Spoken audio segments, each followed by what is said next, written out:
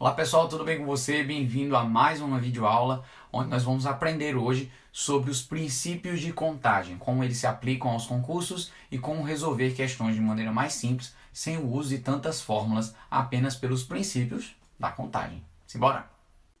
Então vamos lá pessoal, hoje nós vamos ter uma aula sobre princípios de contagem, como vocês viram na introdução, onde nós vamos abordar principalmente a probabilidade, que é um dos princípios da contagem, né? Nós temos a análise combinatória e temos também a probabilidade. Probabilidade que é amplamente percorrida pelos concursos e principalmente quando se trata de probabilidade sendo calculada com porcentagem, né? Onde nós vamos ter que ter um pouquinho de conhecimento prévio sobre frações, razões e também porcentagens.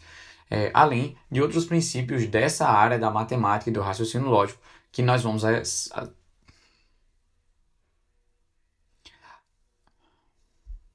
não é mais não.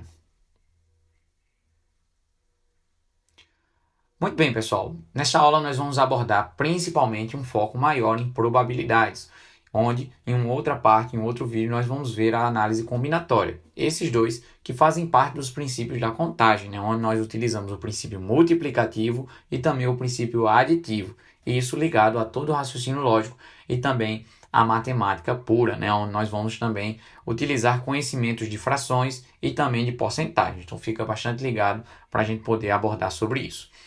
Bom, a probabilidade ela é diferente da análise combinatória nos seguintes requisitos. A probabilidade ela fala sobre eventos no futuro, coisas que ainda vão acontecer, mesmo que seja um futuro próximo, onde nós queremos saber qual a porcentagem ou qual a razão em que as chances favoráveis a nós estão estabelecidas diante de um espaço amostral. Eu sei, são palavras um pouquinho complicadas e diferentes, né? Mas você vai acabar pegando, tá? A probabilidade, ela fala justamente disso aí, de eventos que não temos 100% de certeza de que irá acontecer. É um lançamento de uma moeda, é um lançamento de um dado, é retirar uma carta de um baralho. Isso tudo vem da probabilidade, onde nós calculamos eventos que podem ou não acontecer. Enfim, então qual o conceito básico da probabilidade? É calcular uma razão, né? Como assim uma razão? É uma fração em que nós comparamos, nesta ordem, né? As chances favoráveis sobre o total de possibilidades, né? Tem um macete que a gente fala bastante, que é o seguinte, aquilo que sua mãe sempre diz, nem tudo que você quer, você pode. Então, ó, aqui em cima a gente vai colocar o que a gente quer, né? O que eu quero, sobre o que eu posso. Então você coloca aí uma comparação em uma fração entre a quantidade de chances favoráveis, né, aquilo que eu quero que aconteça, e as possibilidades, ou seja, tudo que pode também acontecer além do que é favorável a mim, ou seja, o total. A gente chama isso de espaço amostral, tá certo? Ela pode ser representada por uma fração, como eu mostrei aí, um número decimal, porque aí essa fração pode ser transformada em número decimal, dividindo, né, o número de cima pelo de baixo, ou uma porcentagem, né, quando nós estamos trabalhando com uma base 100, ou podemos transformar em um denominador 100, tudo bem? Vamos lá. Questões envolvendo o espaço amostral, né, esse total de possibilidades. Esse total de possibilidades ele pode inclusive ser da análise combinatória, né? Você pode fazer um princípio de contagem para saber quantas possibilidades temos no total. Mas, a princípio, é como se fosse o total da fração, né? O total do chocolate dividido, né? São todas as possibilidades que um evento tem de acontecer. Uns exemplos aqui, ó. Lançar uma moeda. Qual é o espaço amostral? O espaço amostral será 2, onde nós temos aí, ó, cara ou coroa. Não tem um meio termo, né? Quando nós falamos de um lançamento de uma moeda, temos essas duas possibilidades. Ou, por exemplo, um dado comum, né, de 6 faces, não viciado. Ele tem 6 faces diferentes e possíveis, né? Todas elas com a mesma quantidade de possibilidade de acontecer, tá bom? Isso é o nosso espaço amostral. Exemplo,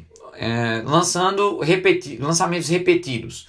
Quando há um lançamento repetido, esse espaço amostral ele tende a aumentar.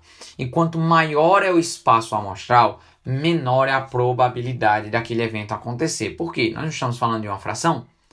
Então, quanto maior é esse número aqui embaixo, quando a gente divide o de cima dividido pelo de baixo, esse número vai se tornar cada vez mais decimal, tá certo? Então, quanto maior é o nosso espaço amostral, menor é a chance, vamos dizer, favorável a você.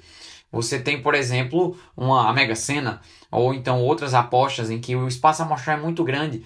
Quanto mais pessoas estão apostando, quanto mais pessoas estão compartilhando daquele espaço, menor é a probabilidade daquele evento favorável a você acontecer, né? Ó, numa empresa existem 35 mulheres, das quais 10 possuem mais de 40 anos de idade. Então, 35 mulheres é nosso espaço amostral. E ele pode também ser bem específico. Então, às vezes não é só o total de pessoas, mas além desse total, a gente tem uma fração, uma fatia dele, né?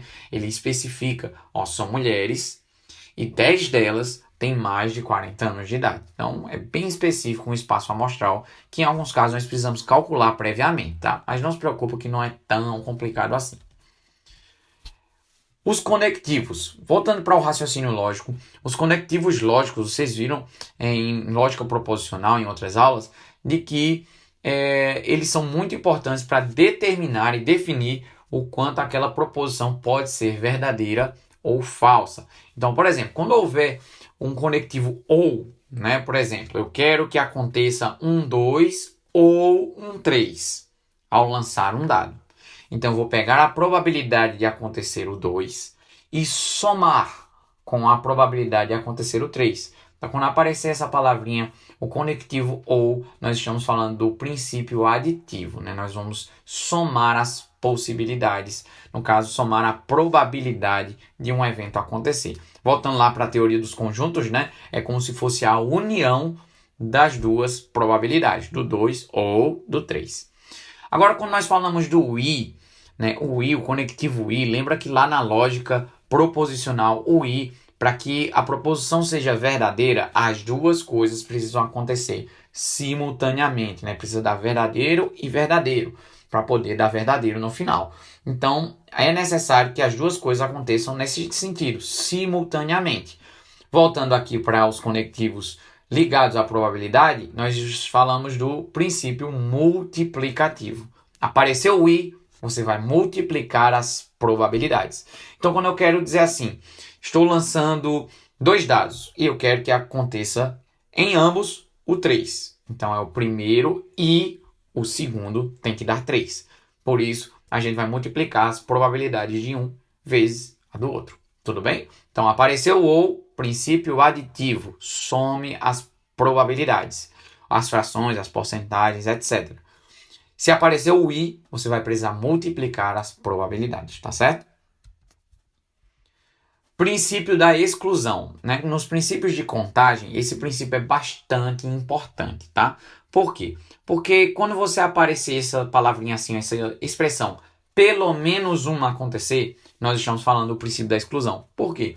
Porque a gente pode utilizar desse princípio para calcular esse pelo menos um. Vou dar um exemplo aqui do Enem. Eu sei, esse curso é para concursos, mas essa questão me chamou muita atenção, porque dela a gente pode entender como funciona esse princípio de exclusão, tá? Tem aqui um exemplo antes, né? Se uma pessoa leu 2/5 de um livro, qual é o princípio da exclusão? É de que o que não foi lido é 3/5, né? 2 de 5, 3 de 5. Voltando aqui para essa questão do Enem 2016. Um casal, ambos com 30 anos de idade, pretende fazer um plano de previdência privada. A seguradora pesquisada para definir o valor do recolhimento mensal estima a probabilidade de que pelo menos um, pelo menos um deles esteja vivo daqui a 50 anos. Ou seja, quando eles completarem os seus 80 anos, eles calculam a probabilidade de pelo menos um deles estar vivo. Tomando por base os dados da população, indicam que 20% dos homens e 30% das mulheres hoje alcançarão a idade dos 80 anos. Então, a probabilidade, tem aqui as alternativas.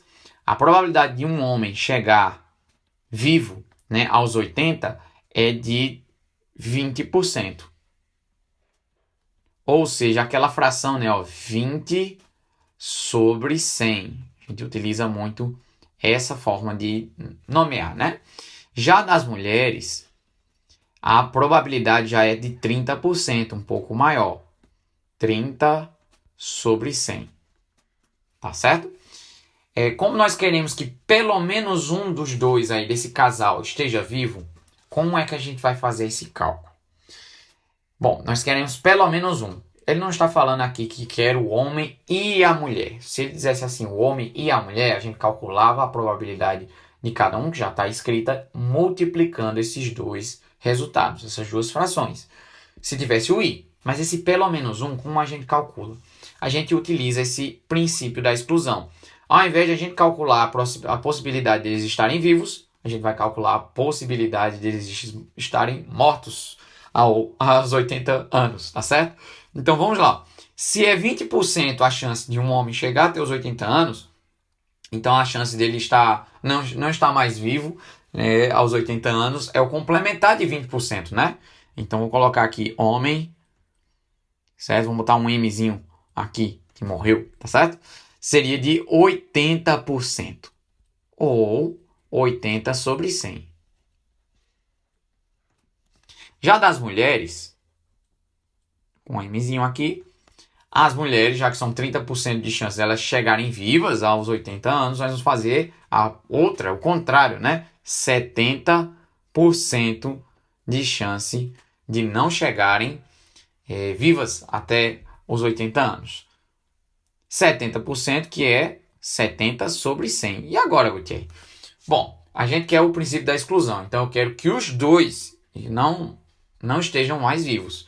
Tá? Como a pergunta quer que pelo menos um esteja vivo, qual seria o contrário de pelo menos um estar vivo? Os dois morrerem. Então, a gente quer que o homem e a mulher morram. Tá? Levem a mão, tá? Vão pensando aqui pela questão. Então, vamos multiplicar 80% vezes 70%. Ao multiplicar aqui, ó, eu posso cortar aqui, ó, 2 zeros de cima com 2 zeros de baixo. Vou escolher qualquer um dos 100 aqui, tanto faz. E vamos multiplicar, né? 8 vezes 7. Ó, lembra? 7 vezes 7 é 49. Aumenta 7. Vai dar 56. Sobre 100. Porque 100 vezes 1 é 100. Então, há 56% de chance. Chance não, de probabilidade, né? Chance é a chance favorável, né? Então, há 56% de probabilidade de os dois morrerem aos 80 anos, esse casal. Porém, nós queremos de que pelo menos um esteja vivo. Já que eu calculei que 56% é a probabilidade deles morrerem, o que sobra para 100% é de pelo menos um estar vivo.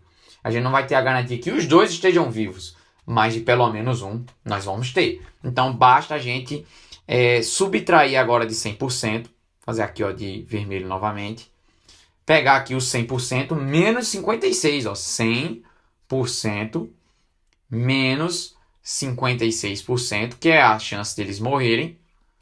E o que sobra aqui, ó, os 44% aqui, vão ser justamente as chances, a probabilidade de pelo menos um estar vivo, tá certo? Se a gente for tentar calcular isso separadamente, o máximo que você vai conseguir é a probabilidade de os dois estarem vivos juntos, tá? Que seria ali, ó, 20 vezes 30%, né? 2 vezes 3 dá 6. 6% apenas de os dois estarem vivos juntos. E aí a pessoa iria marcar a letra E e acabar errando, tá certo? Por causa desse pelo menos um, a gente usa o princípio da exclusão, que é o quê? Calcula a chance de não acontecer aquilo e subtrai de 100%, que aí é só sucesso. Tudo bem?